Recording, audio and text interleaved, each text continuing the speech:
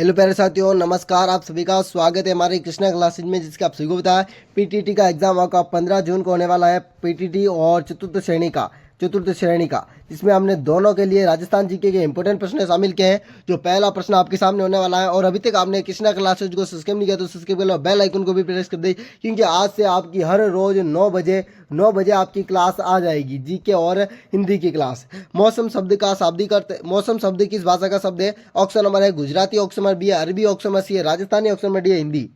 जल्दी से बताइए मौसम शब्द किस शब्द का अर्थ है? तो मौसम शब्द है, तो आपका राइट आंसर हो जाएगा बी, अरबी भाषा का शब्द है। कौन सा ही? अरबी भाषा का शब्द है। अगला प्रश्न आपके सामने है। दूसरा प्रश्न है, आबू का पठार किस जिले में है? ऑप्शन नंबर ए है आपका बाड़मेर, ऑप्शन नंबर बी आपका पूछा हुआ है उदयपुर, ऑप्शन नंबर सी आपका सिरोही, ऑप्शन नंबर डी आपका जयपुर।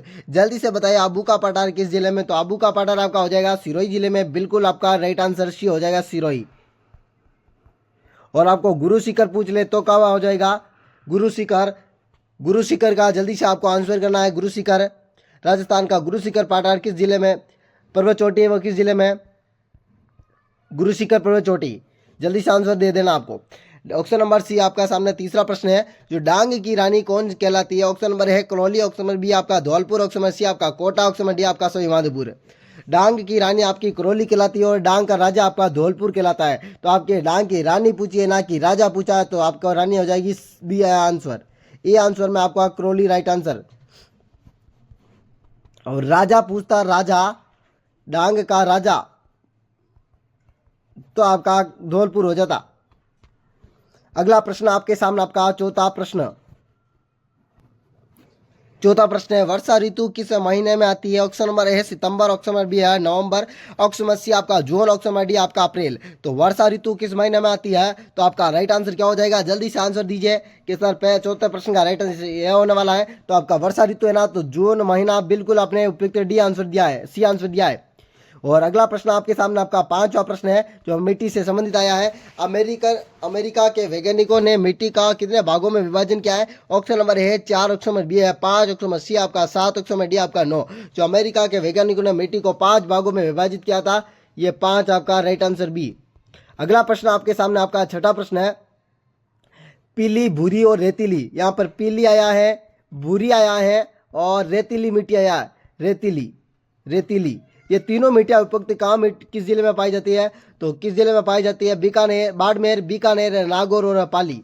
तो जल्दी से आंसर देंगे छठे प्रश्न का, बाड़मेर, बीकानेर, नागौर और पाली। तो छठे प्रश्न का राइट आंसर लीजिए, नागौर हो जाएगा, नागौर। अगला प्रश्न आपके सामने, आपका सातवां प्रश्न है, बंगाल की खाड़ी में अफवाह तंत्र में कौन कौन सी नदी शामिल है? ऑप्शन नंबर है चंबल, ऑप्शन नंबर बी है बनास, ऑप्शन नंबर सी है बाणगंगा, ऑप्शन नंबर डी है बुक्सबी। तो जल्दी से सातवें प्रश्न का राइट आंसर आप सभी कमेंट में कर देंगे। बिल्कुल सभी का आंसर आ गया होगा। और राइट आंसर की बात करूँ तो मैं ऑप्शन नंबर डी हो जाएगा, बिल्कुल सभी। ये बाणगंगा हो जाएगी, बनास हो जाएगी और चंबल हो जाएगी। तीनों नदियां ना जो अफवाह तंत्र की नदियों में शामिल है, जो बंगाल की खाड़ी में। आठवां प्रश्न आपके सामने क्या पूछा गया है? जो वर्तमान से संबंधित काफी प्रश्न पूछे जाते हैं, आपको पता है किस नदी की राजस्थान में लंबाई है 332 किलोमीटर है। भाई मैं बता दूं, नदियों की लंबाई है ना, बढ़ती छोटी रहती है, बढ़ती रहती है और घटती रहती है, क्योंकि जब तक पानी आ जाएगा, जब तक ज्यादा पानी आ जाएगा, तब यहाँ पर चौड़ाई बढ़ जाएगी और ये ज्यादा बहने लगेगी। ठीक है ना, ये आर पार का एरिया भी ले लेती है, इसलिए इसमें तो कंफ्यूज होता है। 32 से 33 हो जाता है, इनमें से कंफ्यूज होता है वाले प्रश्न है। चंबल, बनास, माणिंगा और शीप। तो आपका राइट आंसर 332 आया। 332 अभी तक वर्तमान में चंबल चल रहा है। अगला प्रश्न आपके सामने, आपका नवा प्रश्न है, जवाहर सागर बांध किस जिले में है? कोटा, बूंदी, प्रतापगढ़ और डूंगरपुर। जवाहर सागर बांध आपका कहां पर है? जल्दी से बता दीजिए। जवाहर सागर बांध, कोटा, बूंदी, प्रतापगढ़ और डूंगरपुर, जवाहर सागर बांध।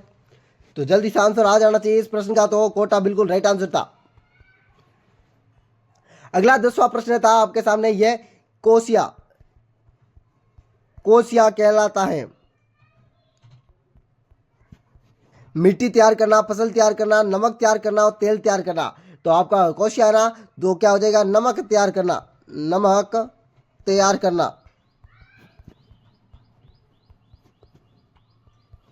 अगला प्रश्न आपके सामने 11वां प्रश्न है, दूध बावड़ी किस जिले में है? दूध बावड़ी किस जिले में है? ऑप्शन नंबर है उदयपुर, ऑप्शन नंबर बी है जयपुर, ऑप्शन नंबर सी आपका हनुमानगढ़, ऑप्शन नंबर डी आपका गंगानगर। जो जल्दी से राइट आंसर बता देगा बच्चा 11वें प्रश्न का, दूध बावड़ी किस जिले में है? तो बिल्कुल राइट आंसर आ जाएगा दूध बावड़ी वाला, दूध तलई किस जिले में, तो दूध तलई आपका उदयपुर आपका राइट आंसर था इसमें।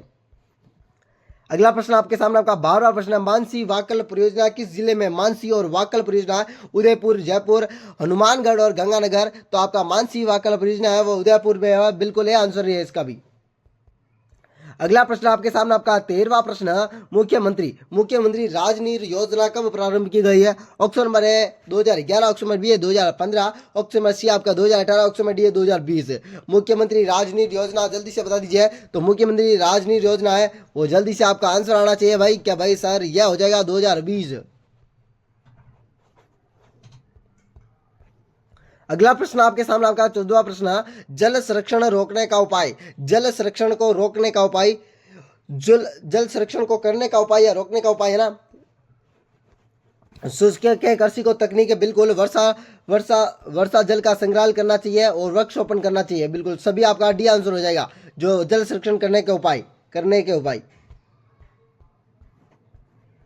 अगला प्रश्न आपके सामने आपका 15वां प्रश्न है, राजस्थान में सर्वाधिक वन क्षेत्र वाला जिला पूछा है, प्रतापगढ़, जयपुर, नागौर और हनुमानगढ़। तो बता दीजिए प्रतापगढ़, उदयपुर, नागौर और हनुमानगढ़ में, तो आपका हो जाएगा उदयपुर हो जाएगा और न्यूनतम में नागौर है।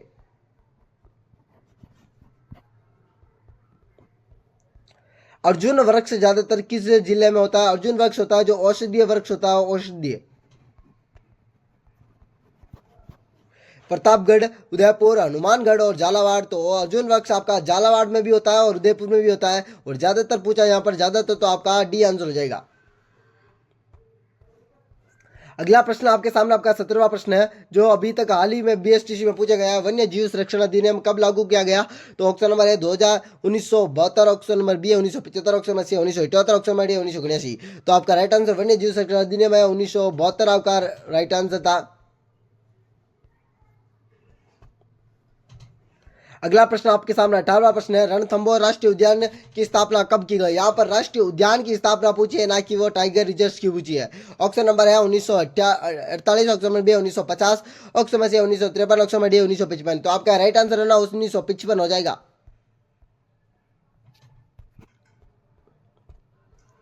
अगला प्रश्न आपके सामने 19वां प्रश्न, मुर्गों के लिए प्रसिद्ध अभ्यारण्य कौन सा, मुर्गों के लिए प्रसिद्ध अभ्यारण्य पूछा है। ऑप्शन नंबर है जयपुर, ऑप्शन नंबर बी है सिरोही, ऑप्शन नंबर सी आपका उदयपुर, ऑप्शन नंबर डी आपका अलवर। मुर्गों के लिए प्रसिद्ध अभ्यारण्य आपका जल्दी से बता दीजिए, जो है सिरोही में हो जाएगा, माउंट आबू, बिल्कुल जंगली मुर्गों के लिए। आज का अंतिमवा प्रश्न आपके साथ में है, राजस्थान में नई खनिज नीति कब लागू की गई, नई खनिज नीति। ऑप्शन नंबर है 2011, ऑप्शन नंबर बी है 2015, ऑप्शन नंबर सी है 2017, ऑप्शन नंबर डी है 2021। जो नई वन नीति है, नई खनिज नीति है, वो कब लागू की गई, तो आपका राइट आंसर हो जाएगा 2011, बिल्कुल राइट आंसर था। इसी प्रकार का वीडियो देखने के लिए हमारा कृष्णा क्लास इसको सब्सक्राइब और बेल आइकन को प्रेस कर दीजिए। वेलकम साथियों, अगले वीडियो मिलते हैं इस प्रकार वीडियो के साथ। राधे राधे, अलविदा, जय श्री देवनान की। इसी प्रकार का आपका पेपर छपने वाला पूरा का पेपर मैं लेके आऊंगा, और आज से आप 50 प्रश्न के स्लेट लेके आएंगे। आज आपकी 20 प्रश्न की स्लेट है और कल से आपकी 50 प्रश्न की स्लेट आ जाएगी। ठीक है ना साथियों, राधे राधे, अलविदा। और चैनल को अभी तक सब्सक्राइब नहीं किया तो सब्सक्राइब करो, बेल आइकन को भी प्रेस कर देना है।